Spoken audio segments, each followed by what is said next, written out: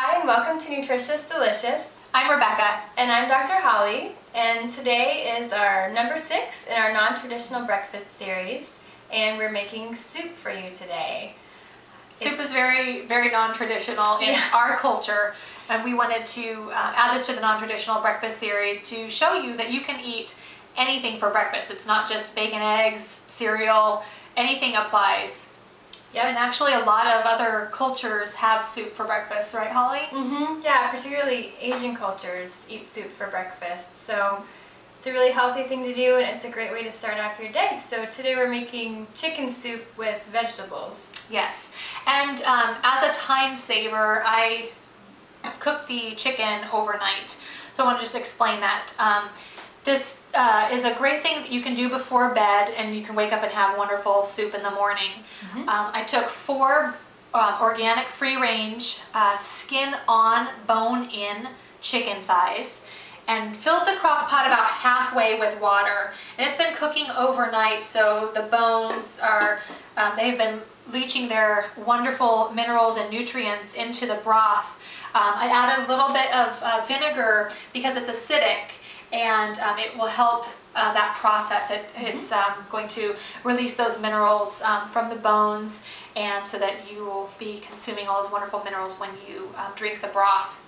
Just wanted to say a quick note about the health of skin and bones when you're making soup. It's really, really to your benefit to consume not just the flesh of the chicken, but to cook, even if you discard it later, cook the bones and the skin in the broth so that you're getting those wonderful minerals, those wonderful glycosaminoglycans that we mentioned in our last video with the gelatin. Mm-hmm. So important for the health of your bones and joints, and for your hair, skin, and nails, as well as your gastrointestinal tract.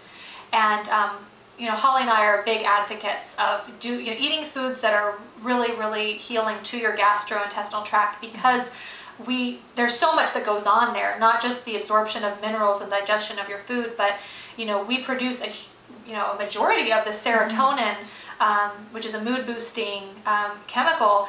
We produce that in our gut lining, and we also produce secretory IgA, which is one of our major components of our immune system. And so we're making that in the gut. We need to be, eating foods that nourish that gut lining, and bone broth is one of them. So it's one of the best ones. Yeah, one of the best. Really boosting to your immune system. So your mom was right about that. It's really good for you. Yeah, definitely. So what temperature do you cook that on when you cook it overnight? That's a good question. Well, there's a couple different ways that you can go about making soup. If you wanted to, just cook the meat overnight and then add your vegetables in the morning, if you have a little more time in the morning, that's one way to go about it. If you're really pressed for time, then I recommend, if you have the ability, cook the thighs. We are using chicken thighs. Cook that a couple of hours on its own, then add your vegetables on, turn the heat down to low, put the lid on and go to bed, and it'll be ready in the morning. Yeah, that's how I do it. I think it's great to just have it ready for you in the morning. And I like how cooking foods slowly on lower heats allows a lot more of the nutrients to come out than cooking them quickly on higher heats. So that's a really good point. Yeah, yeah. So, so you also put the spices in last night, right? I did, just to give it more flavor. So you can add whatever spices you like, the traditional rosemary, thyme, sage, oregano, and I also throw in a bay leaf. I think that tastes really good. Make sure that you don't eat that.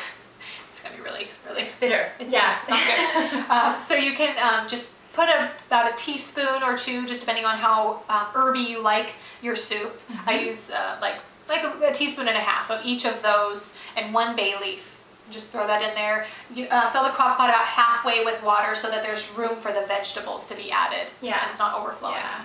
So we would have probably added, especially these more dense vegetables last night, but we'll go ahead and add them now just to demonstrate. So we're using carrots. We're using the whole carrots. Don't get baby carrots. They're really, void of nutrition. So you want to get whole carrots that have already been chopped so that the leaves are not attached. When you leave the leaves on the carrots for too long, they actually steal the nutrients from the root that you're going to be eating. So you want to get the ones that are already chopped, or you could get the greens and actually cook the greens separately. They're not so great in soup, but they're good. And you also don't want to peel your carrots, so put them in just as they are, just chop them up.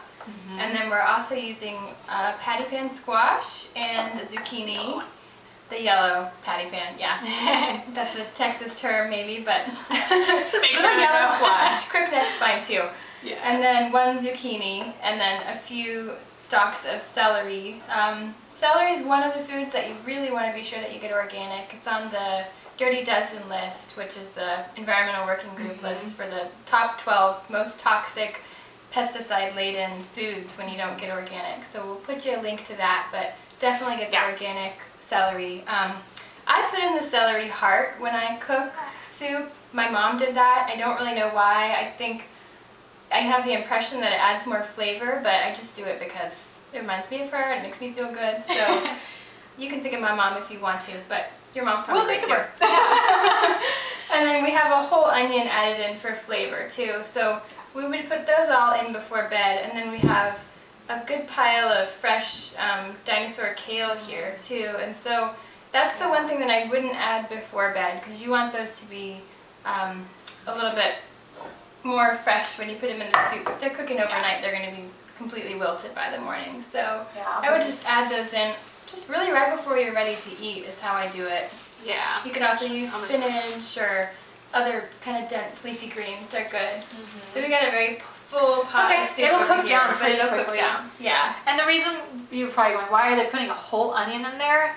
Because neither of us really like to eat. Onion doesn't work really well for our bodies, so since we're going to be enjoying this soup later, we're just putting the onion in for flavor, and then we're going to just take it right out. So if you don't tolerate onions well either, then that's a good option, or just leave it out entirely. Oftentimes I'll make soup and I won't put onion or garlic in, and it's really delicious anyway with all those other ingredients. Yeah, yeah.